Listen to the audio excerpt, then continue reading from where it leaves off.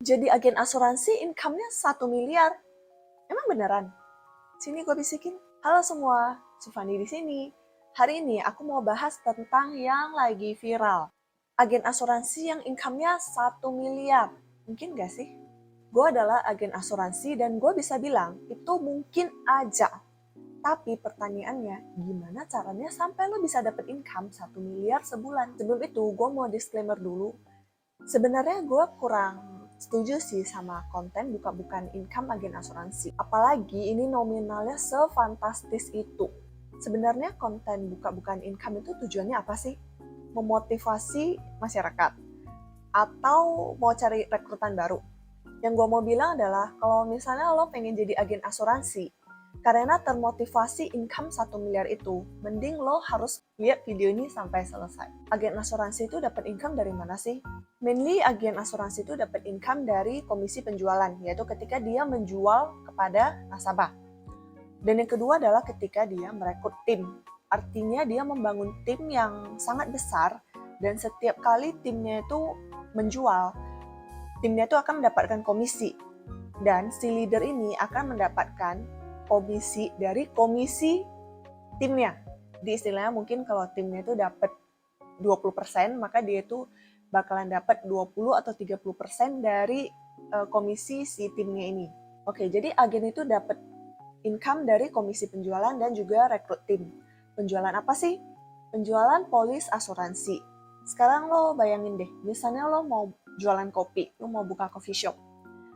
Tentu aja lo harus tahu jenis-jenis kopi itu apa, gimana cara menggunakan mesin kopi, gimana cara menyeduh kopi, dan mungkin ya gimana cara menggambar latte art. Sama kayak lo kalau mau jualan asuransi, lo harus ngerti isi polisnya itu seperti apa. Dan setiap nasabah itu mungkin butuh asuransi yang berbeda-beda. Lo harus bisa bantu mereka untuk mengidentifikasi kira-kira jenis asuransi apa yang paling cocok sesuai profil nasabah kamu. Dan harus ngerti juga soal perencanaan keuangan, karena kalau kita lihat di piramida keuangan, setelah dana darurat, yaitu asuransi dan investasi. Jadi sebelum kita berinvestasi, ada baiknya kita juga punya proteksi asuransi. Jadi kalau misalnya kita sakit, kita nggak harus pakai uang tabungan untuk membayar bil rumah sakit. Jadi itu adalah salah satu pentingnya asuransi. Tapi masalahnya di lapangan banyak agen yang sebenarnya tidak ngerti produk. Jadi motivasinya itu adalah yang penting jualan, yang penting rekrut, yang penting dapat komisi dulu. Yang penting kejar closingan. Jadi agen itu motivasinya itu bukan ke bantu nasabah atau membantu edukasi finansial, malah lebih money oriented. Jadi motivasi utamanya itu ya gue pengen dapat 1 miliar sama kayak leader gue gitu. Padahal menurut gue pribadi, kalau misalnya lo jadi agen asuransi, itu nggak serta-merta cuman lihat duitnya doang. Yes, memang komisinya itu lumayan tinggi daripada menjual hal yang lain lah. Misalnya kalau kita menjual properti atau menjual mobil, nah biasanya kita dapat komisi pada saat penjualan. Tapi kalau lo di bisnis asuransi, lo jadi agen asuransi, yes, memang saat menjual, saat mereka mentransfer premi pertama, lo udah dapat komisi. Dan bulan seterusnya sampai 5 tahun ke depan, setiap kali mereka bayar, lo akan tetap mendapatkan komisi. Mungkin ya persentasenya berbeda-beda, tapi biasanya lo masih dapat sampai 5 tahun pertama. Dan bahkan ada yang lo bisa tetap dapat komisinya sampai seumur hidup. Jadi berapa lama pun, berapa puluh tahun pun mereka membayar premi, lo tetap bakal mendapatkan komisinya. Jadi itu adalah salah satu plus point dari menjadi agen asuransi. Tapi menjadi agen asuransi itu bukan hanya melihat komisinya doang. Sebagai agen asuransi, lo punya banyak tanggung jawab. Yang pertama adalah mengedukasi masyarakat tentang pentingnya asuransi. Jadi gue itu punya mimpi kalau suatu hari di Indonesia agen-agen asuransi itu menjual dengan benar, dan dari awal ketika menjadi agen asuransi, ketika masuk mendaftarkan diri menjadi agen asuransi itu motivasinya harus benar dulu. Bukan cuma ngejar uang, tapi juga di dalam lubuk hatinya terdalam tuh ada calling, ada panggilan untuk membantu masyarakat lebih aware tentang asuransi, membantu masyarakat untuk bisa punya proteksi biar kalau misalnya mereka sakit tuh nggak harus pinjam sana sini atau mengorek tabungan sendiri. Jujur aja, kalau mau jualan asuransi itu nggak segampang jualan makanan ya. Jualan makanan tuh lo lebih gampang menjualnya. Ini enak loh, Ci, beli yuk. Nah, mereka bakalan cobain. Tapi asuransi itu menyangkut hidup dan mati seseorang. Jadi nggak semudah itu untuk menjual asuransi. Apalagi kalau misalnya lo menjual asuransi jiwa yang hanya bisa dicairkan ketika nasabahnya meninggal. Nah, itu kalau emang nggak bisa dicairin, ya there is no turning back. Jadi orang itu sangat berhati-hati ketika memilih asuransi atau asuransi kesehatan. Mereka tuh mau pastiin kalau gue sakit beneran bisa diklaim kan, kalau gue sakit beneran bisa dibayarin kan. Jadi itu there is no turning back kalau di asuransi. Kalau sampai lo nggak bisa klaim, lo juga nggak bisa pindah lagi ke perusahaan asuransi lain. Karena ya kalau lo udah sakit, ya perusahaan asuransi lain juga nggak mau terima orang yang sakit kan. Jadi jadi agen asuransi itu adalah tugas yang mulia, tapi juga tugas yang berat. Karena ya selain lo harus mengedukasi nasabah, lo juga harus memastikan bahwa asuransi ini bisa dipakai sama nasabah lo ketika mereka butuh. Dan lo juga harus servicing your clients, lo juga harus service nasabah lo, bantuin mereka klaim, bantu ngecek asuransi mereka once in a while, apakah dananya masih cukup atau enggak. Ya banyak gitu. Jadi agen asuransi itu bukan cuma serta-merta 1 miliar doang.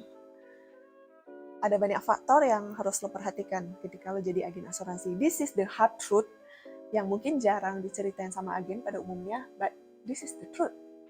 Nah, kalau lo penasaran gimana sih agen-agen itu bisa sampai dapat 1 miliar sebulan? Nah, kalau misalnya lo udah mencapai income 1 miliar sebulan, itu jabatan lo itu pasti bukan jabatan bawah gitu. Setidaknya itu lo udah harus jadi agency director, membawahi downline-downline yang mungkin ratusan orang. Jadi nggak semudah itu untuk dapat income 1 miliar, apalagi 1 miliar sebulan. Gue bakalan coba jelasin sedikit, but please note, kalau di perusahaan asuransi itu punya skema persentase yang berbeda-beda, dan tingkat jabatan agen itu juga beda-beda, tapi secara garis besar itu harusnya sama, secara garis besar. Jadi pertama kali kalau lo masuk sebagai agen pemula, jabatan lo itu biasanya financial consultant yang di paling bawah. Lo cuma bisa dapet komisi kalau lo melakukan penjualan. Nah, kalau misalnya lo di jabatan financial consultant, lo bisa rekrut orang lain di jabatan financial consultant juga. Jadi ketika dia menjual, dia kan dapat komisi nih. Misalnya dia jual 1 juta, dia dapat komisi 200.000.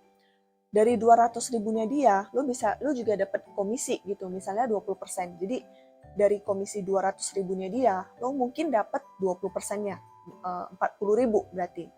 Bayangkan kalau lo punya 5 anak financial consultant ini dan dia menjual masing-masing 1 juta, lo bakalan dapat 40 kali 5, kira-kira 200.000 tanpa lo harus ngerjain apa-apa. Right? Nah, ketika lo naik level menjadi biasanya sih agency manager atau senior agency manager lah. Ketika lo naik level,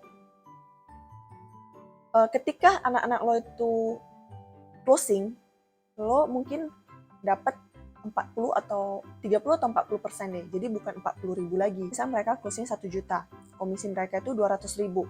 Mungkin kalau lo udah di level agency manager, lo bakalan dapat 80.000 dari setiap closingannya dia. Bayangkan kalau anak-anak lo itu ada 10 atau 20 orang, lo bisa dapat 800.000 tanpa lo harus ngelakuin apa-apa gitu. Beda lagi kalau misalnya lo udah di level agency director, itu persenannya lebih tinggi sih, bisa jadi 60 atau 80%. Jadi setiap kali mungkin anak lo itu closing komisinya 200.000, lo bisa dapat 100.000 tanpa lo harus ngelakuin apa-apa. Jadi kalau misalnya income-nya 1 miliar, itu nggak mungkin mereka masih menjual satu-satu. Itu pasti timnya itu udah banyak dan mereka itu juga kecipratan komisi dari hasil penjualan anak-anaknya. Tapi pertanyaannya, gimana caranya membangun tim yang sebesar itu? Karena ya tidak mudah pastinya. Lo harus bisa memaintain ratusan orang di bawah tim lo, dan lo juga harus ngajarin leader-leader di bawah lo itu untuk jadi leader bagi anak-anak mereka juga. Jadi tidak semudah itu untuk dapat 1 miliar sebulan sebagai agen asuransi. Menurut gue kalau mau jadi agen asuransi, motivasi utamanya itu nggak bisa duit. Karena jujur aja untuk jualan polis asuransi tidak segampang itu. Untuk meyakinkan nasabah tidak segampang itu.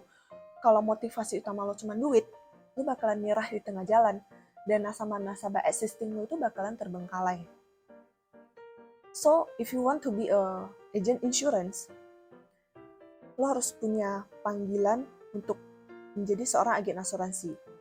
Lebih dari sekedar uang, tapi lebih ke apakah calling lo itu memang di industri finansial, apakah lo mendapatkan joy dari mengedukasi orang-orang tentang pentingnya asuransi, pentingnya perencanaan keuangan, dan apakah lo mau direpotin untuk nge-service nasabah-nasabah lo yang masuk rumah sakit, atau mungkin yang meninggal, anak-anaknya mau cairin asuransi jiwanya, lo mau nggak direpotin hal-hal seperti itu? Karena there is no freelance. Kalau lo bisa dapat uang sebanyak itu, tentu tanggung jawab lo itu akan besar. Tanggung jawab ke nasabah, tanggung jawab ke tim, dan ya tanggung jawab yang besar sekali. So if you want to be a insurance agent, dan kalau lo punya calling itu, yes you can register. Tapi kalau motivasi lo cuma uang, mungkin lo harus pikir ulang apakah ini adalah jalan lo menjadi seorang agen asuransi. Kalau misalnya kamu ada pertanyaan, silahkan tulis di kolom komentar. Mungkin aku akan coba jawab di komen, atau kalau emang perlu pembahasannya lebih detail, aku akan bahas di video selanjutnya. So, see you on the next video.